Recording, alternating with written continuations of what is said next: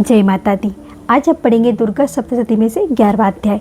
11वां अध्याय में देवताओं द्वारा देवी माँ की स्तुति तथा देवी द्वारा देवताओं को वरदान। और सबसे पहले माँ का ध्यान किया जाता है। चलिए हम सब पहले माँ का ध्यान करते हैं। अष्टमी, नवमी, शिव चतुर्दशी के दिन हमें दुर्गा सप्तशती का पाठ जरूर करना चाहिए। और माँ के शुंभ निशुंभ, चंड मुंड, रक्त बीज के जितने भी प्रसंग है उसका हम माँ को पढ़कर सुनाते हैं तो उससे माँ बहुत खुश होती है, प्रसन्न होती है। तो चलिए, नवमी भी है, कल नवमी है और नवमी के दिन हमें माँ का पाठ, दुर्गा सप्तशती का पाठ जरूर करना चाहिए। जितना हो सके उतना, लेकिन ज़रूर करना चाहिए। चलिए माँ की स्तुति करते हैं, माँ का ध्यान करते हैं। श्री गणेशाय नमः। ओम गणपते नमः। ओम गणपते नमः। ओम गणपते नमः। वक्रतुंड महाकाय सूर्यकोटि समप्रभ निर्विघ्नं कुरु मे देवो सर्वकार्येषु सर्वदा। या देवी सर्वभूतेषु शक्तिरूपेण संस्थिता नमस्तस्यै नमो नमः। या देवी सर्वभूतेषु विद्यारूपेण संस्थिता नमस्तस्यै नमो नमः। या देवी सर्वभूतेषु लक्ष्मीरूपेण संस्थिता नमस्तस्यै नमो नमः।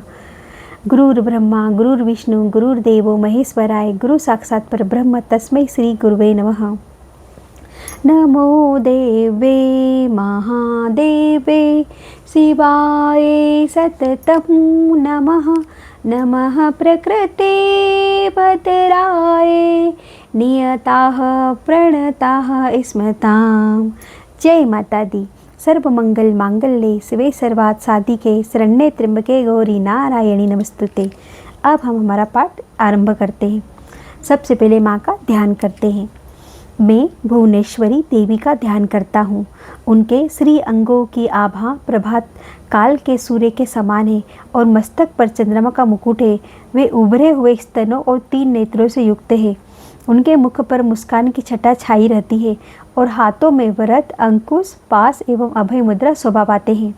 ऋषि उवाच, ऋषि कहते हैं, देवी के द्वारा महादैत्यपति शुंभ के मारे जाने पर इंद्र आदि देवता अग्नि को आगे करके उन कात्यायनी देवी की स्तुति करने लगे।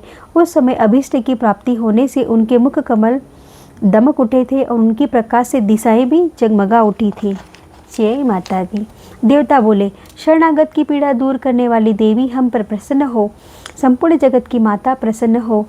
विश्वेश्वरी, विश्व की रक्षा करो। देवी माँ, तुम ही चराचर जगत की अधीश्वरी हो।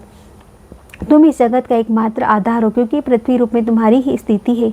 देवी माँ, तुम्हारा पराक्रम अलगनी है। तुम ही जल रूप में स्थित होकर संपूर्ण जगत को तृप्त करती हो। तुम अनंत बल संपन्न वैष्णवी शक्ति हो। इस विश्व की कारणभूता परामाया हो। देवी, तुमने इस समस्त जगत को मोहित कर रखा है। तुम ही प्रसन्न होने पर इस पृथ्वी पर मोक्ष की प्राप्ति कराती हो। देवी, संपूर्ण विद्याएं तुम्हारे भिन्न भिन्न स्वरूप है। जगत में जितनी स्त्रियां हैं वे सब तुम्हारी ही मूर्तियां हैं। जगदम्बा, एकमात्र तुमने ही इस विश्व को व्याप्त कर रखा है। तुम्हारी स्तुति क्या हो सकती है। तुम तो स्तवन करने योग्य पदार्थों से परे एवं परावाणी हो। सर्वभूता यदा देवी स्वर्ग मुक्ति प्रदायिनी त्वं स्तुते का वा भावन्तु परमोक्तेः। जब तुम सर्वरूपा देवी स्वर्ग तथा मोक्ष प्रदान करने वाली हो, तब इसी रूप में तुम्हारी स्तुति हो गई है। तुम्हारी स्तुति के लिए इससे अच्छी उक्तियाँ और क्या हो सकती है। बुद्धि रूप से सब लोगों के हृदय में विराजमान रहने वाली तथा स्वर्ग एवं मोक्ष प्रदान करने वाली नारायणी देवी, तुम्हें नमस्कार है। कला, काष्ठा आदि के रूप से क्रमशः परिणाम अवस्था परिवर्तन की ओर ले जाने वाली तथा विश्व का उपसार करने में समर्थ नारायणी, तुम नमस्कार हो। सर्वमंगल मांगल्ये शिवे सर्वार्थ साधिके शरण्ये त्र्यंबके गौरी नारायणी नमस्तुते। नारायणी, तुम सब प्रकार का मंगल प्रदान करने वाली मंगलमयी हो, कल्याणदायिनी शिवा हो, सब पुरुषार्थों को सिद्ध करने वाली शरणागत वत्सलाय 3 नेत्रों वाली एवं गौरी हो। तुम्हें नमस्कार है। जय माता दी। तुम सृष्टि, पालन और संहार की शक्तिभूता सनातनी देवी, गुणों का आधार तथा सर्व गुणमयी नारायणी, तुम्हें नमस्कार है। शरण में शरणागत दीनाथ परित्राण परायणे सर्वस्यात्रे हरे देवी नारायणी नमस्तुते। शरण में आए हुए दीनों एवं पीड़ितों की रक्षा में संलग्न रहने वाली तथा सबकी पीड़ा दूर करने वाली नारायणी देवी, तुम्हें नमस्कार है। नारायणी माँ, तुम ब्राह्मणी का रूप धारण करके हंसों से जूते हुए विमान पर बैठती तथा कुशा में से जल छिड़कती रहती हो, तुम्हें नमस्कार है।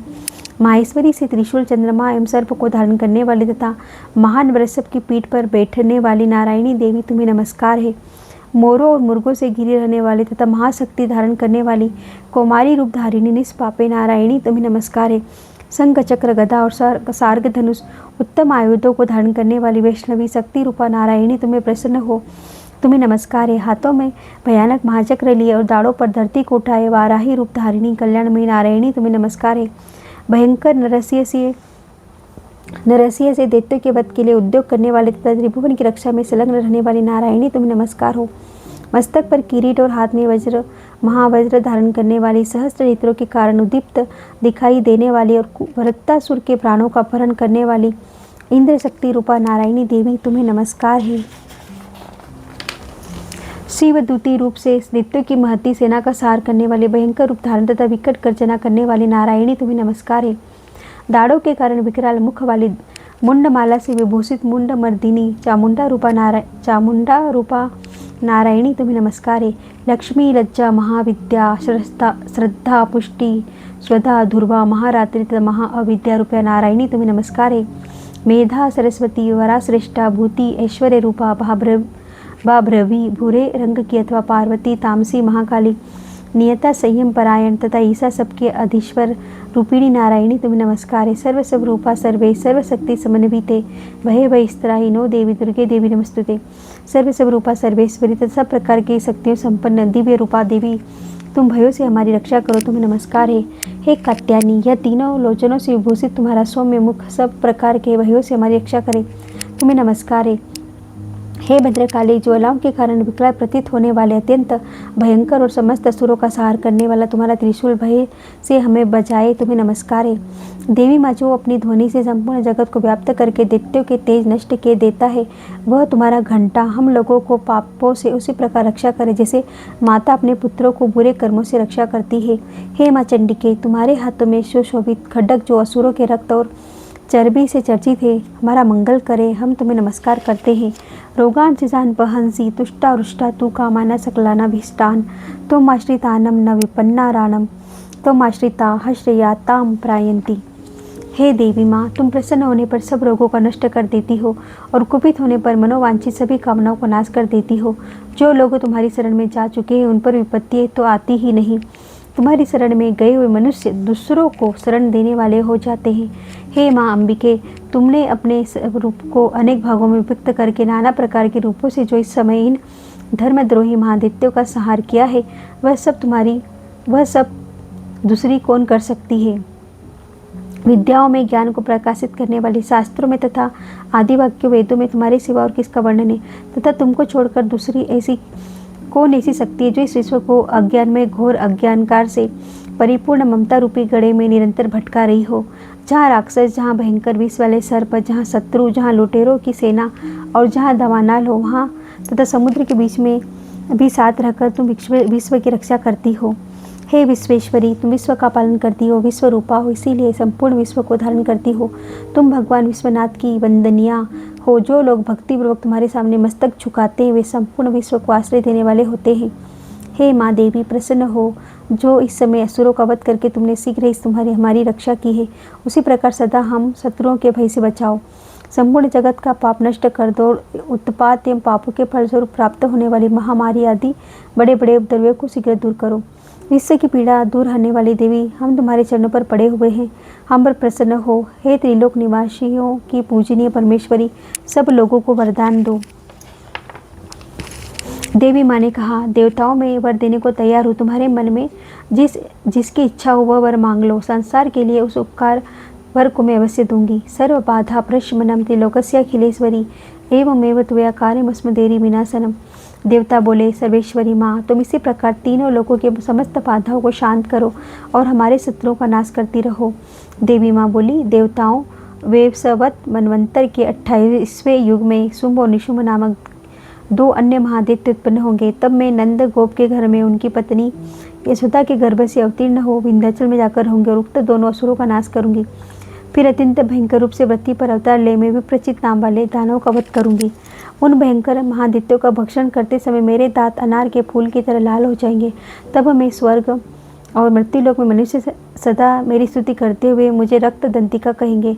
फिर जब पृथ्वी पर 100 वर्षों के लिए वर्षा रुक जाएगी और पानी का अभाव हो जाएगा, उस समय मुनियों के स्तवन करने पर मैं पृथ्वी पर आयोनिचा रूप में प्रकट होंगी और 100 नेत्रों से मुनियों को देखूंगी। अतः मनुष्य शताक्षी इस नाम से मेरा कीर्तन करेंगे। देवताओं, उस समय मैं अपने शरीर से उत्पन्न हुए शाकों द्वारा समस्त संसार का भरण पोषण करूंगी। जब तक वर्षा नहीं होगी तब तक वे शाक ही सबके प्राणों की रक्षा करेंगे। ऐसा करने के कारण पृथ्वी पर शाकंभरी के नाम से मेरी ख्याति होगी।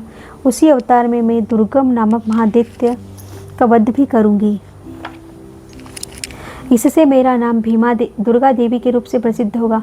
फिर मैं जब भीम रूप धारण करके मुनियों की रक्षा के लिए हिमालय पर रहने राक्षसों का भक्षण करूंगी, उस समय सब मुनि भक्ति से नतमस्तक होकर मेरी स्तुति करेंगे। तब मेरा नाम भीमा देवी के रूप में विख्यात होगा।